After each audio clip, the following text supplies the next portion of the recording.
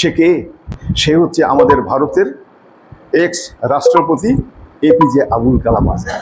মাত্র 2 দিন আমি হসপিটালাইজেশন ছিলাম, আমার অক্সিজেনের বিল যদি হয় 30,000 টাকা, তো আমি যদি এখানে দুনিয়াতে 70 বছর বাঁচি, তা অক্সিজেন যা নিয়েছি এর মূল্য কি আমি আল্লাহকে দিতে পারবো?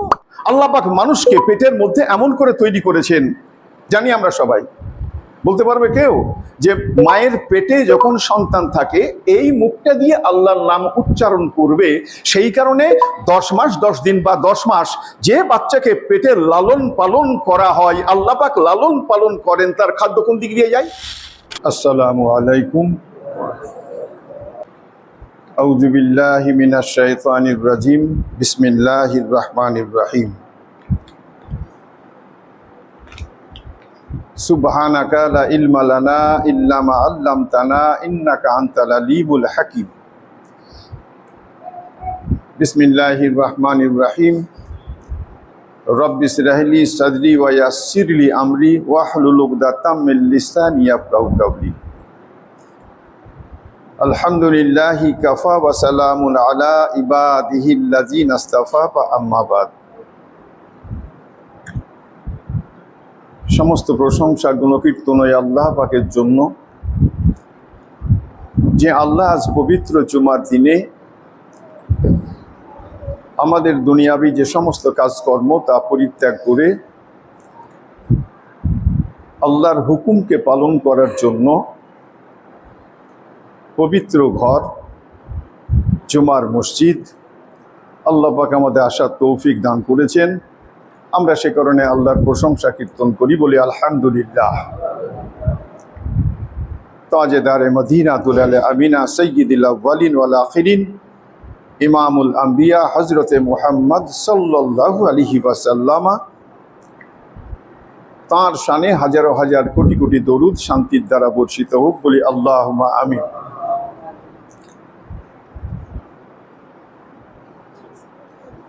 আজকে খুব জরুরি ভিত্তিক, সব কথাই জরুরি, গুটি গুটি কয়েকটা কথা বলবো।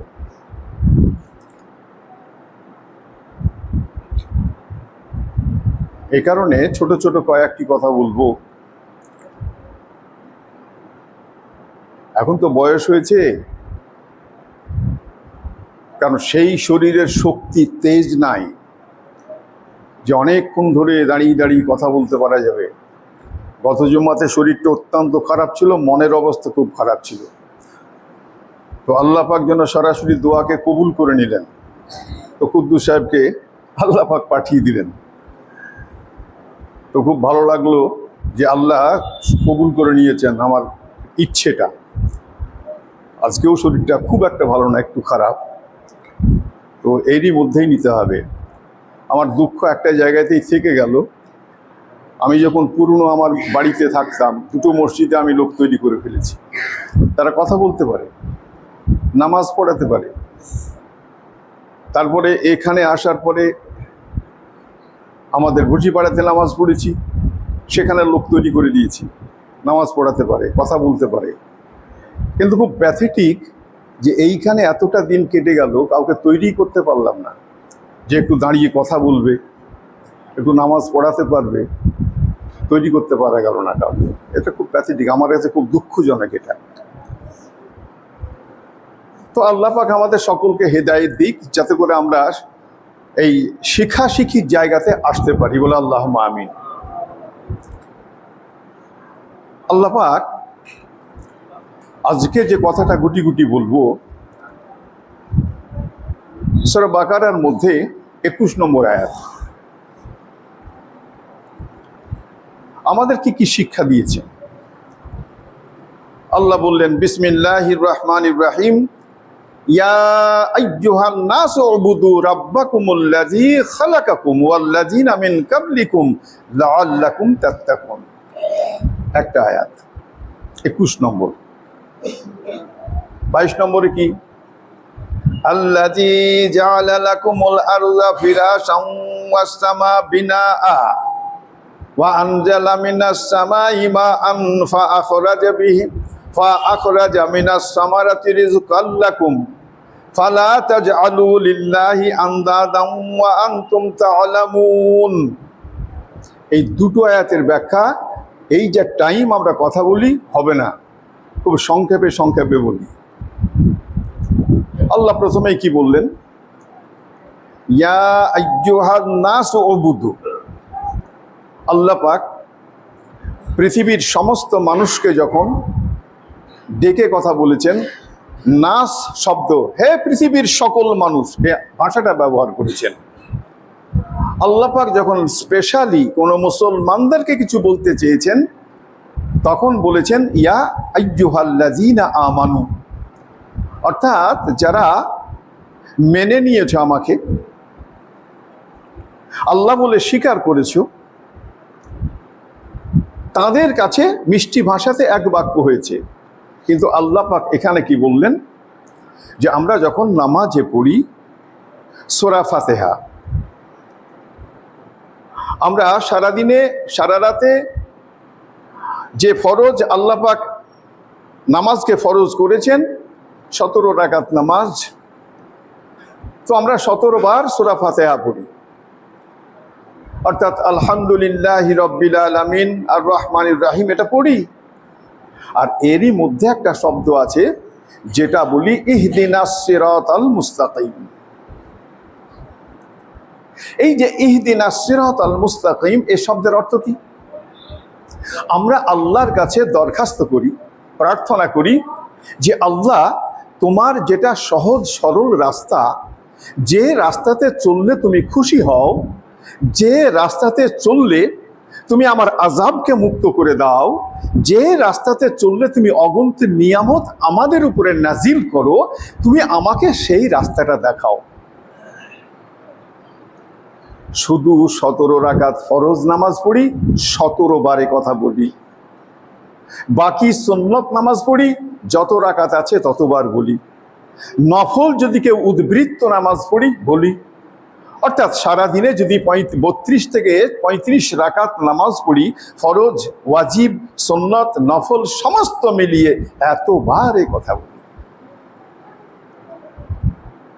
ইহদিনাস সিরাতাল মুস্তাকিম। আল্লাহ কি বলছেন?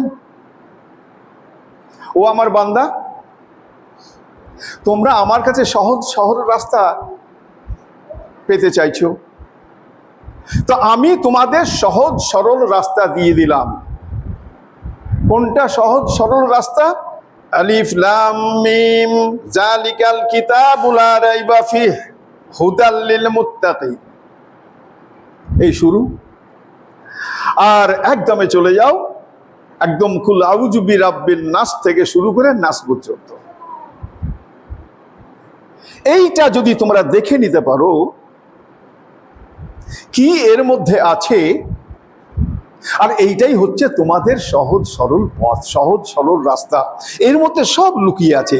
যদি এখান থেকে অধ্যয়ন করে বের করে নিতে পারো, তা তোমরা সহজ সরল রাস্তাটা পেয়ে যাবে। নবী রাসূল পাঠাবার অর্থ কি? কি অর্থ, কি কারণে? 1 লক্ষ, মতান্তরে 2,24,000 পয়গম্বর আল্লাহ পাক দুনিয়াতে পাঠিয়েছেন। অর্থ কি? অর্থ তো একটাই, যে আল্লাহ পাকের কালামকে রসুল দুনিয়াতে এসে আল্লাহ যে সমস্ত মানুষকে পৃথিবীতে পাঠিয়েছেন তাদের কাছে পূর্ণাঙ্গভাবে সহজ সরল করে ব্যাখ্যা করে দেওয়া। এই আয়াতের মধ্যেই আছে, ব্যাখ্যা করবো এসে যাবে, যে আর নবী আসবে না। যেহেতু আর নবী আসবে না, শেষ নবী এসে গেছে, সে কারণেই নবীর উম্মতদের মধ্যেই কিছু কিছু মানুষ থাকবে যারা ইলম হাসিল করবে, অর্থাৎ জ্ঞান অর্জন করবে, কোরআন এবং হাদিস থেকে জ্ঞান অর্জন করবে। সেই জ্ঞান অর্জন তারা মুখস্থ করে মানুষের কাছে আওড়াবে। কারো সাধ্য নাই যে কোরআনের তফসির নিজে ব্যক্তিগতভাবে করতে পারে, কারোর সাধ্য নাই। কোরআনের তফসির জানতে গেলে হাদিস পড়তে হবে, ভালো করে পড়তে হবে। যখন বয়সটা কম ছিল আমার, আমি রাত্রি 2টো 2:30 পর্যন্ত পড়াশোনা করতাম। যখন পড়তে পড়তে বইটা আপসাপ কেতাব যখন বুকের উপরে পড়েই যেত, সাইডে পড়ে যেত, ওই পড়েই থাকতো, ঘুমাতাম। এতটা পড়াশোনা করি, এখনো পড়াশোনা করি, কোনোদিন পড়াশোনা না করে ঘুমাই না। সকালে এখানে আজকে দুপুরে আজকে জুম্মাতে কথা বলবো, 1.5 ঘন্টা পড়তে হয়েছে। মোতালা না করলে হয় না, আসে না। এটা ভালো করে পড়াশোনা করতে হবে, পড়াশোনা না করলে আসে না। সে কারণে আমাকে সেদিকে এগুতে হবে। আল্লাহ পাক নিজে হুকুম করছেন, এদিকে এগো, ইয়া আইয়ুহান নাস উবুদু রাব্বাকুমুল্লাযী, তোমরা ইবাদত করো। কার ইবাদত করবে? আল্লাহর ইবাদত করবে। ইবাদতের তাৎপর্য কি? ইবাদত কাকে বলে? ইবাদত কি জিনিস? ইবাদত হচ্ছে এইটা যে তোমার জ্ঞানে আল্লাহর যে মহত্ব, আল্লাহর যে বড়ত্ব, আল্লাহর যে ক্ষমতা, এই সমস্তকে সামনে রেখে তোমার এই যে মাথা, এ মাথা আল্লাহর পদতলে, আল্লাহকে তো দেখতে পাওয়া যায় না, তো আল্লাহকে না দেখেই আল্লাহর পদতলে মাথাকে ঠুকে দাও যে সমস্ত শক্তি, সমস্ত ক্ষমতা, সমস্তর অধিকারী আল্লাহ তুমি, তুমি আমাদেরকে লালন পালন করো, তাই তোমাকে আমরা মেনে নিয়েছি, আল্লাহ বলে স্বীকার করে নিয়েছি, তাই তোমার কাছে এই মাথাটা ঠুকে দিয়েছি, এর নাম ইবাদত। আর যা করতে নিষেধ করা হয়েছে সেগুলো করব না, আর যেগুলো করতে হুকুম করা হয়েছে এগুলো করতে হবে। আল্লাহ পাক মানুষকে বুঝাবার জন্য দেখুন আরো কত সুন্দর করে বললেন, ইয়া আইয়ুহান নাসু উবুদু রাব্বাকুমুল্লাযী খালাকাকুম ওয়াল্লাযী মিন কাবলিকুম লাআল্লাকুম তাত্তাকুন।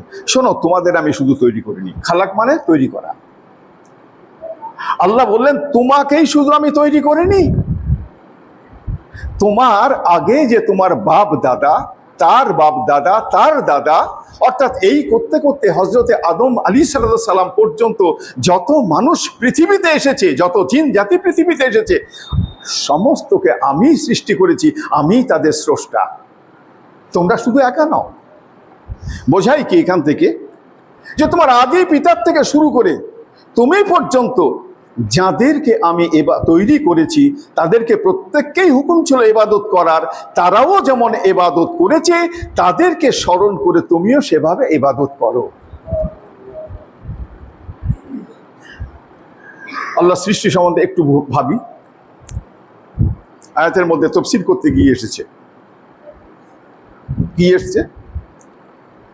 যে আল্লাহ পাক এই মানুষের ইবাদত নেওয়ার জন্য আল্লাহ পাক মানুষকে পেটের মধ্যে এমন করে তৈরি করেছেন, জানি আমরা সবাই। বলতে পারবে কেউ যে মায়ের পেটে যখন সন্তান থাকে এই মুখটা দিয়ে আল্লাহর নাম উচ্চারণ করবে, সেই কারণে 10 মাস 10 দিন বা 10 মাস যে বাচ্চাকে পেটে লালন পালন করা হয়, আল্লাহ পাক লালন পালন করেন, তার খাদ্য কোন দিক দিয়ে যায়? নাড়ি দিয়ে যায়। রক্ত খেয়ে বেঁচে থাকে। যেহেতু এই মুখ দিয়ে আল্লাহর নামটা উচ্চারণ হবে, পবিত্র নাম উচ্চারণ হবে, আল্লাহ পাক সেই কারণে এই জবান দিয়ে খাবার না। এতটা পবিত্রতা দেখে ফেরেশতাদেরও ঈর্ষা হয় যে আল্লাহ পাক তার নিপুণ মানে তুলিতে এমন ভাবেই যা ইনসানকে আল্লাহ পাক তৈরি করেছেন বা তৈরি করছেন, এত সম্মানিত ভাবে তৈরি করছেন। আরেকটু ভাবি, খুব সুন্দর করে ভাবি। আর একটা, মুখের উপরে কি আছে? নাক আছে। নাকের নিচে কি আছে? মুখ আছে। শ্বাস প্রশ্বাস নেই।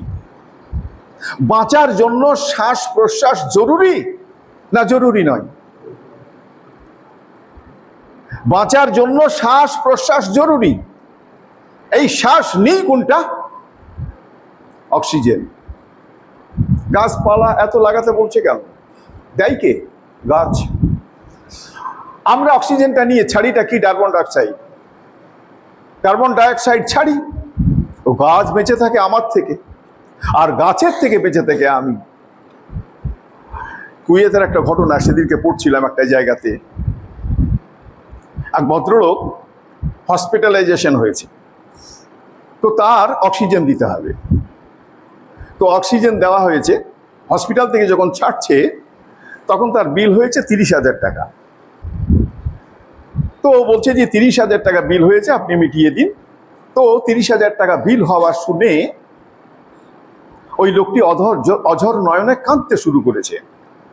এখন হসপিটালের মালিক উনি ভাবছেন যে হয়তো গরিব মানুষে দিতে পারবে না, তাই ভাবছেন কি আপনি দেওয়ার সামর্থ্য নাই, আপনি কি এই টাকাটা দিতে পারবেন না? লোকটা তো আসলেই বড় লোক। বলছে না, আমি সে কারণে কাঁদিনি, আমি এই কারণে কাঁদছি, মাত্র 2 দিন আমি হসপিটালাইজেশন ছিলাম, আমার অক্সিজেনের বিল যদি হয় 30,000 টাকা, তো আমি যদি এখানে দুনিয়াতে 70 বছর বাঁচি, তা অক্সিজেন যা নিয়েছি এর মূল্য কি আমি আল্লাহকে দিতে পারবো? ভাবি এটা, যে আল্লাহ পাক আমাকে অক্সিজেন দিয়ে বাঁচিয়ে রেখেছেন, আমাকে তো সেই আল্লাহ পাকের ইবাদত করতেই হবে। বাঁচার জন্য শ্বাস যতটা জরুরি, তো ইবাদত করে জান্নাত পাওয়ার জন্য ইবাদত করাটা ততটাই জরুরি। আল্লাহ পাককে সন্তুষ্ট রাখার জন্য, সন্তুষ্ট করার জন্য ঠিক ততটাই জরুরি। আল্লাহ পাক এ তো আমাদেরকে প্রথমে তৈরি করে নিয়ামত দিয়েছে, তৈরি করে এই নিয়ামতটা দিয়েছে।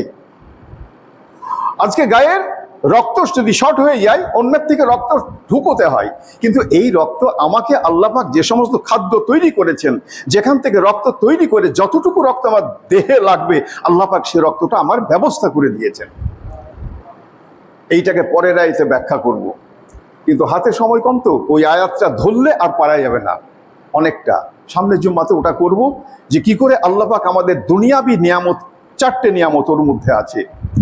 তো তার মধ্যে একটা কথা এখানে বলি, যে কিছু কিছু কথা থাকে যেগুলো হাদিস থেকে, কোরআন থেকে তো নিচ্ছি বটেই, এটা তো শুনতে হবে এখান থেকেই, কিন্তু যে সমস্ত মানুষ বুজুর্গ, যে সমস্ত মানুষ জ্ঞানী, যে সমস্ত মানুষের মূল্য আছে, দাম আছে, তাদেরও জীবনের কিছু কিছু উদাহরণ নিতে হয়।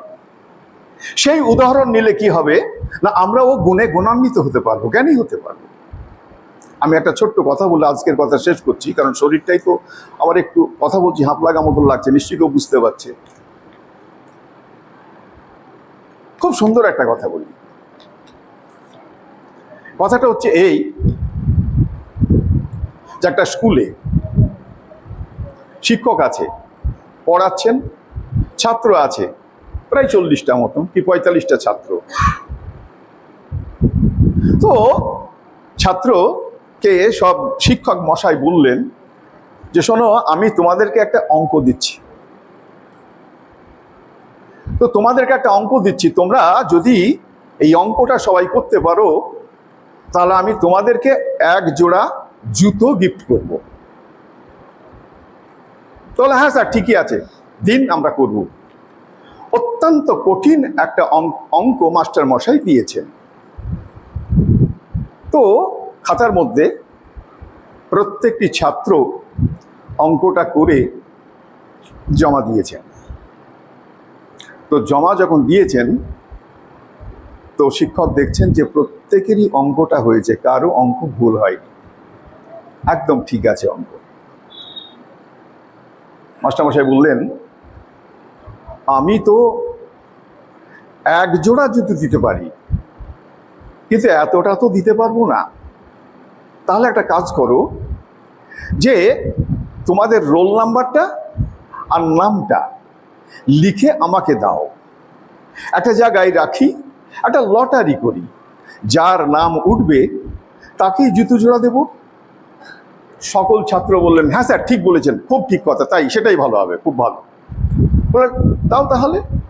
তো সবাই লিখে লিখে এনে স্যারকে দিলেন, স্যার নিজে সব দেখলেন, রাখলেন, দিয়ে বললেন ঠিক আছে, আমি এবার টিকিটটা তুলব, মানে এই যে লটারিটা। ভালো করে ঘুরলেন, ঘুরিয়ে টুরিয়ে একটা তুললেন, কিন্তু মাস্টারমশাই দেখে নিয়েছেন সব, যে কি চিরকুটের মধ্যে আছে। একটা তুললেন, তাতে লেখা আছে রোল নাম্বার 1, নাম হচ্ছে আব্দুল। সবাই খুশি। টিচার্স রুমে গিয়ে শিক্ষক অঝর নয়নে কাঁদছেন। তো অঝর নয়নে কাঁদছেন, পাশালি অন্যান্য শিক্ষকরা এসে বললেন, কি স্যার, কি ব্যাপার, কাঁদছেন কেন, কি হয়েছে? কেউ কিছু বলেছে নাকি, কোনো দুঃখ, কোনো কষ্ট, কি হয়েছে কি? তো মাস্টার মশাই শিক্ষকদের সামনে গল্প করলেন যে আমার জীবনটা স্বার্থ এ কারণে না, আমি কিছু ছাত্রকে তৈরি করতে পেরেছি। আমি দেখেছি আমার রোল নাম্বার 1, তার পায়ে জুতো নেই, সে কোনোদিন জুতো পরে আসতে পারে না, মানে কেনার সামর্থ্য নেই হয়তো, তাই কিনে আসতে পারে না। তা আমি ওকে এক জোড়া জুতো দেওয়ার মানসিকতা করে আমি এই প্ল্যানটা করেছি। আমি খুব কঠিন অঙ্ক দিয়েছি, কিন্তু সব ছাত্রই করতে পেরেছে। আমি যখন বললাম টিকিট করব, তখন দেখলাম আমার প্রত্যেকটি ছাত্র সবাই লিখেছে যে 1 নম্বর রোল আর নাম তার আব্দুল। কি ভাবেন ব্যাপারটা, সব ছাত্রই লিখছে। তা এই যে সব ছাত্রের একটা সহানুভূতি, আমি যেটা বুঝতে পেরেছি, আমার 1 নম্বর রোল নাম্বার 1, আমার ছাত্র জুতো নাই, পয়সা নাই, কিনে আসতে পারে না, আর আমি এটা অনুভব করে, আমার যত ছাত্র সবাই অনুভব করে, প্রত্যেকে নিজের নাম নিজের রোল বাদ দিয়ে ওই সবাই লিখেছে ওরই নাম আর 1 নম্বর রোলটাই লিখেছে। সে কে? সে হচ্ছে আমাদের ভারতের এক্স রাষ্ট্রপতি এপিজে আবুল কালাম আজাদ। আমার এই কথাটা, এই গল্পটা বলার উদ্দেশ্য অন্য কিছু নয়। আমরা যারা এখানে নামাজ পড়ি না, আমার পিছনে অনেক অনেক কথা আসে। সবাই যদি আমরা মানসিকতাটা ভালো রাখি না, তো আমরা ধর্মের দিক দিয়ে অনেক উঁচুতে চলে যাব। কিন্তু অনেক মানুষই আছে, তার জ্ঞান না থাকার কারণে আজে বাজে কুমন্তব্য করে। আর এই কুমন্তব্য করে কি হয়, যে যার নামে কুমন্তব্য করছে তার যদি গোনা থাকে, সেই গোনাটাকে সে ঘাড়ে চাপিয়ে নিল, এর গোনাটা মাফ হয়ে গেল। সেই কারণে আমরা কুমন্তব্য থেকে বাঁচি। যারা নামাজ পড়ছি, কথা শুনছি, যেই কথা বলুক শিক্ষক হিসেবে মানি, আর যখনই আমি শুনবো তখন আমি ছাত্র হিসাবে হয়ে যাই, আর কথাগুলো শুনে আমল করার চেষ্টা করি। তাহলে কি হবে না, সকলেই আমাদের মধ্যে একটা ভ্রাতৃত্ব হবে, বজায় থাকবে, আমাদের সহানুভূতি থাকবে। আর আল্লাহ যে বলেছে না, যে কোরআনকে ধরিয়ে রাখো, আঁকড়িয়ে ধরে রাখো, তোমরা সবাই সাকসেসফুল হবে, তা সেটা আমরা হতে পারবো। যা শুনলাম প্রত্যেককে আমাদের ভালোভাবে আমল করার আল্লাহ পাক তৌফিক এনায়েত করুন বলে আল্লাহুম্মা আমিন। ওয়া আখিরু দাওয়ানা আনিল হামদুলিল্লাহি রাব্বিল আলামিন।